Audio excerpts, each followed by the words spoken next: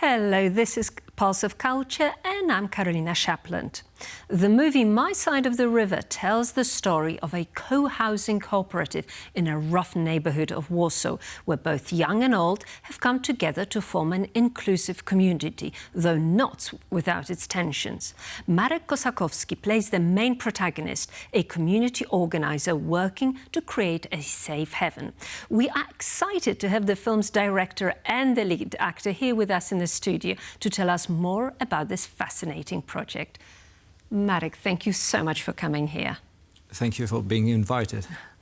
So, what inspired you to create this movie? Was it the district, was it the place, the people, or the concept?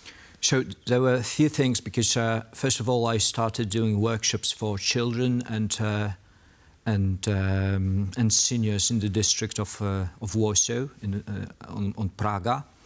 And I found out that those non-actors have really good skills to be actors, to really play in films. And after those workshops, I found out that there is a possibility, the same as John Cassavetes, for example, had in New York in 50s or 60s, when he started doing films with non-actors.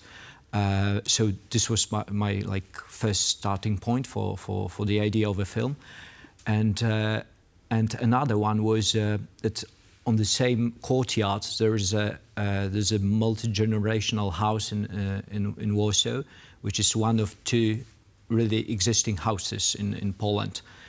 So there was, it was just kind of a natural process that I just wanted to go for. So, Praga district is renowned in Warsaw for being really the rough part of town. In your movie, would you say you're giving it more of a romanticized version of the area, or true to the spirit of the place? What would you say? Praga is still kind of a rough place. It changes, but I think it will be a longer process in order the citizens can really change their habits. So I wanted to make it as real as possible. Because I'm not really interested in making plastic kind of films. So first of all, I was looking for people who would really look like being from this district, and all other aspects of film, such as music or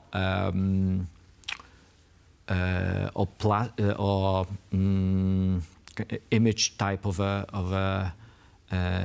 making this movie. I wanted to make it as much similar to a documentary as possible.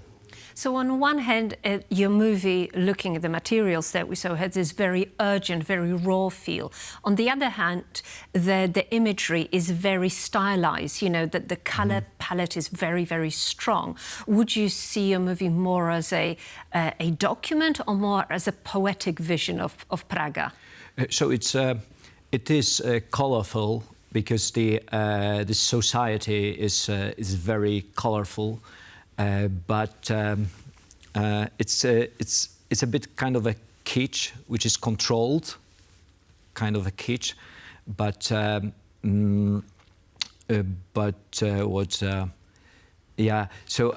It is colorful, but at the same time it's very documentary, because it's very rough, and we don't add anything which wasn't really on the location where we were filming it. So, yeah, this documentary style, that's something that really interests me and my co-workers.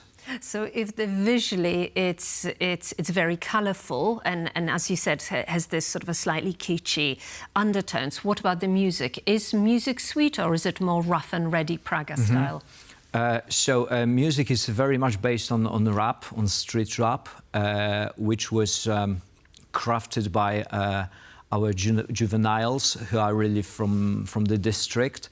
But we've got one piece of music which was created not by the locals, but real musicians. and it's more it's more stylish. It gives some kind of a hope and light to the film. And your character, you play the main character. You know, we can see that that's a man driven by mission, but at some point it looks like he's got almost this messianic fervor, which might put off some people. What would you say to that? So I was working in my foundation in the district for like more than 10 years. So I had many chances to really look at the system of third sector, which is NGOs, and those small initiatives that people do for others in the district, and I found out that people doing this charity things for others are struggle with many problems, and they are overloaded with the reality, with the needs of others, and lack of money, lack of support. So for me, what's the only way to do it in that way, that the guy, the leader of the group, is some kind of a is under a huge pressure and responsibility for his group. So his condition, that's something that inspired me very much, and I wanted to make a film about the leader in the crisis. Yeah. And I was really touched looking at the movie trailer that you show senior citizens in a very sort of a really nuanced way. In Poland, when we, always small children and pretty animals that people like helping. Senior citizens, not so much. What inspired you to really focus that part of your story on, our elderly population?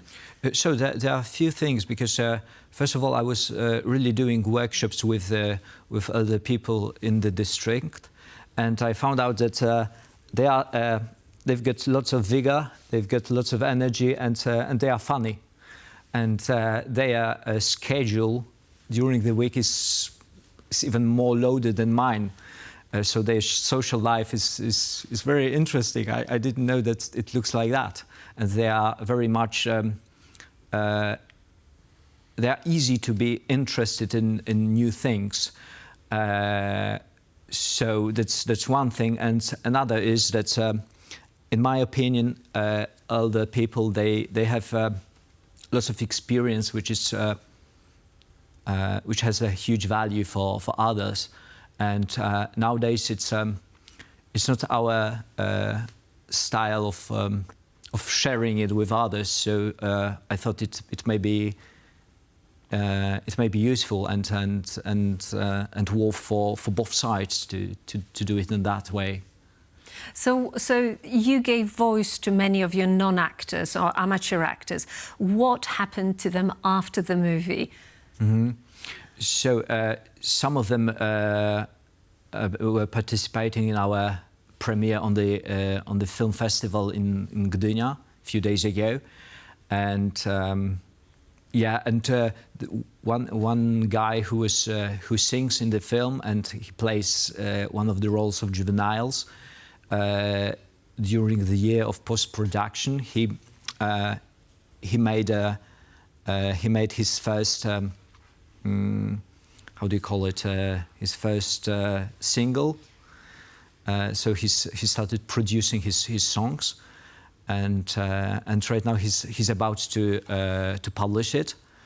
With our seniors, they really support our team. They couldn't be with us on the premiere, but as far as I'm concerned, they're still in the mood of making another film or TV series, which is in some ways possible.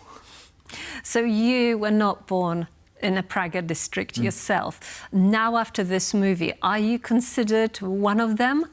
Yeah, that's for sure, because I've been living on Praga for 18 years, which is quite a long time, and I've got lots of friends, and those relationships that we've built during the production process, which was very intense, even with neighbors.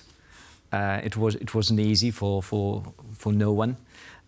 So I don't think like moving anywhere else. Yeah. So what were your relationship with the actual co-housing initiative in Prague, the house that inspired your movie? We are about to. I mean, the production. We are about to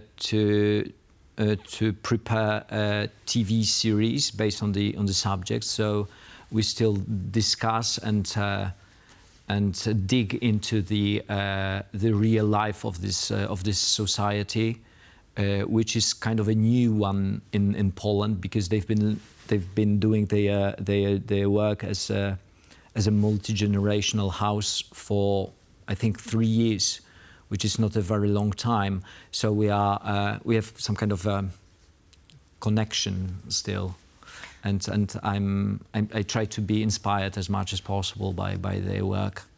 So you've got a movie out, potentially, fingers crossed, a TV series. It's quite a responsibility. You are becoming an advocate for co-housing, not an artist anymore. How does it feel? Where your sort of a heart lies? Is it more of a, being working in the community, or is it more being an artist? I would prefer to be more in the community than I am right now, because right now I'm very much in this artistic side of the whole process, which is very demanding. And but I think that doing the job that I've been studying for would help others to. Maybe to inspire more social initiatives, and maybe in the process I'll be having a chance to be part of this social initiative even more. Well, it does sound fascinating. It's a difficult movie, but a beautiful one to look at, and a very much needed. Thank you so much for coming here. Thank you very much. And this was our Pulse of Culture, and I'm Karolina Shapland. Thank you for watching us.